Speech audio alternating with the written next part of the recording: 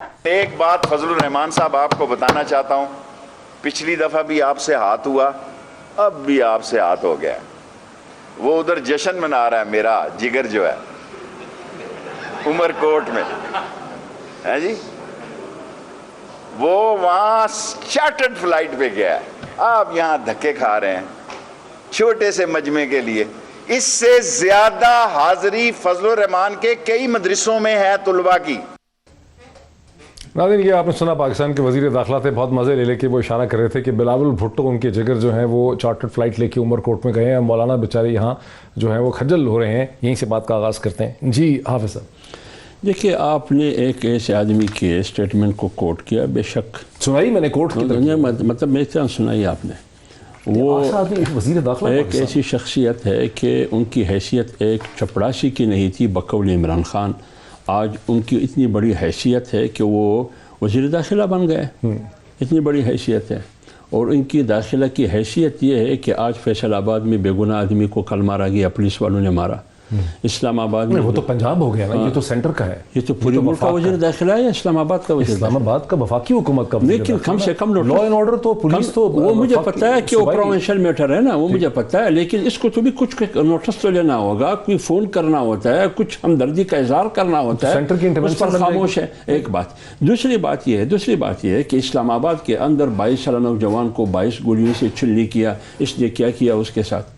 یہ اپنے جب سے یہ آیا ہے وہ واقعہ بھی ہوا جو ہزارہ برادری کو ذبح کیا، اسلام آباد کا بھی ہوا، وغیرہ وغیرہ. دوسری بات سے ایکسپیکٹ کیا کر رہے تھے؟ وہ جو قتل پولیس سے ہو گیا، جو گولی وغیرہ چل گئی، اس پہ ظاہر تحقیقات ہو رہی ہے، لوگوں کو سسپینڈ کر دیا ہے، لوگ گرفتار ہو گئے. تحقیقات کب ہو رہی ہے؟ انہوں نے 3 دن احتجاج کیا، ایک ہفتے رونے کے بعد، احتجاج کے بعد وہ انصاف مانگ رہا تھا. تو حکومت کہاں تھی؟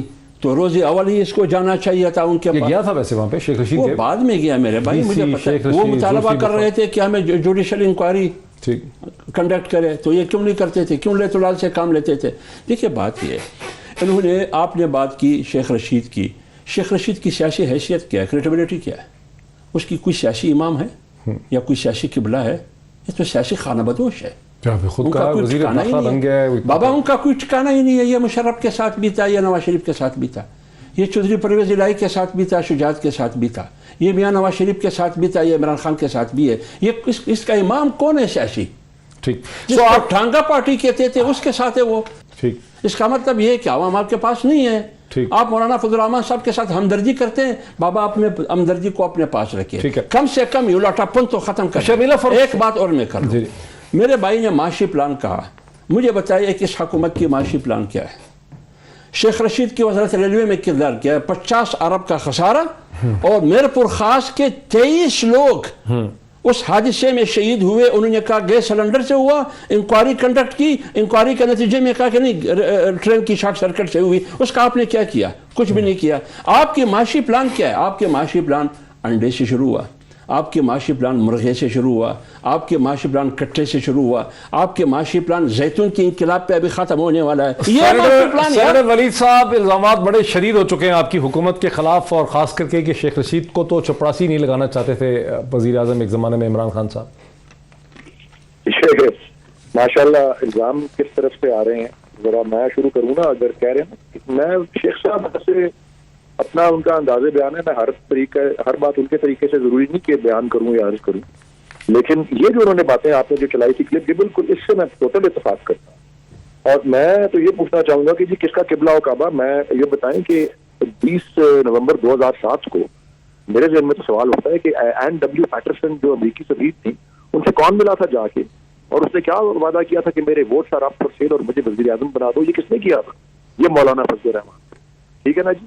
کس نے نیشنل اسمبلی کے فلور پہ آ کے جنرل شجاع پاشا نے کس پارٹی کے بارے میں کہا تھا کہ وہ فورن گورنمنٹ سے فنڈ ہوتی ہے، وہ JUIF.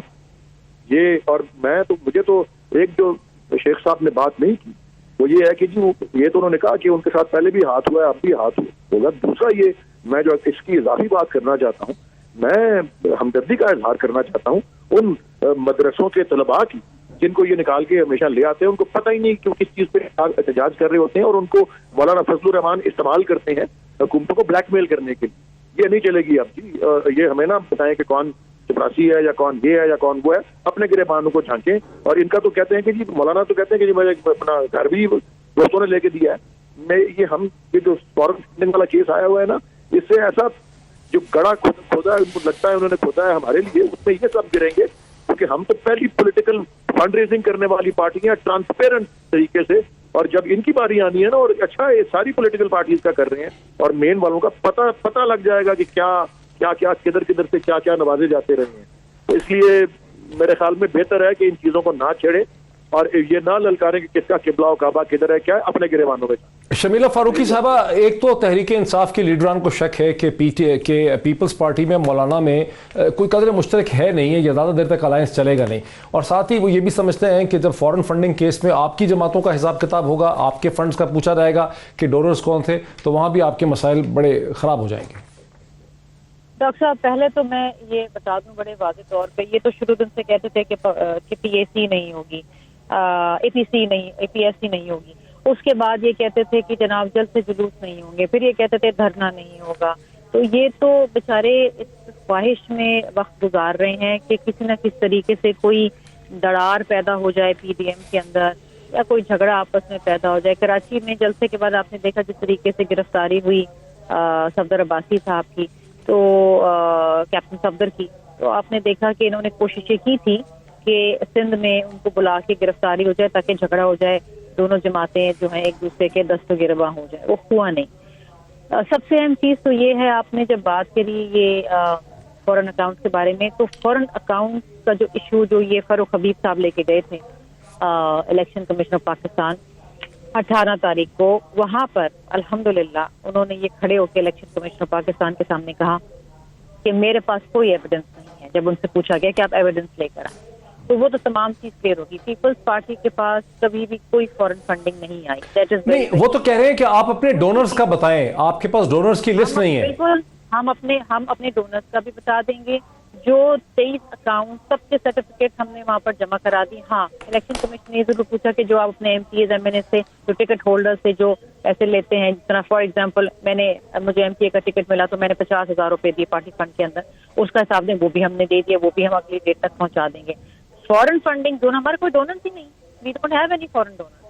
ہاں, الیکشن کمیشن نے یہ ضرور پوچھا کہ جو آپ اپنے M P As M N A سے جو ٹکٹ ہولڈر سے جو پیسے لیتے ہیں, جس طرح فار ایگزامپل مجھے ایم پی اے کا ٹکٹ ملا تو میں نے 50,000 روپے دیے پارٹی فنڈ کے اندر, اس کا حساب دیں, وہ بھی ہم نے دے دیا, وہ بھی ہم اگلی ڈیٹ تک پہنچا دیں گے. فورن فنڈنگ دونوں, ہمارے کوئی ڈونرز ہی نہیں, we don't have any foreign donor. Everything is clear. وہاں تو بڑی لمبی دلائل پیش ہوئے ہیں, بڑی آرگیومنٹ ہوئی ہے. فاروق حبیب صاحب سے پوچھا گیا کہ آپ ایویڈنس لائیں, آپ کے پاس کوئی ایویڈنس ہے؟ اچھا, یہ لے کر آئے P P C L C L L C کوئی کمپنی تھی, جو پولیتھین کمپنی کی کوئی کمپنی تھی امریکہ نے. انہوں نے دیکھا آگے, جی پیپلز پارٹی کی ہے.